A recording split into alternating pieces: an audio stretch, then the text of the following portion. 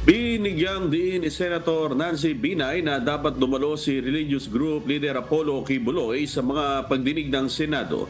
Suportado na senadora na siyang Vice Chairperson ng Senate Committee on Women na kailangan talagang i-require na dumalo si Kibuloy dahil inimbitahan ito ng Senado. Dagdag pa nito, tila mawawalan ng kapangyarihan na mag-imbita ng resource person ng Senado kung hindi naman dadalo ang mga inaanyayahan.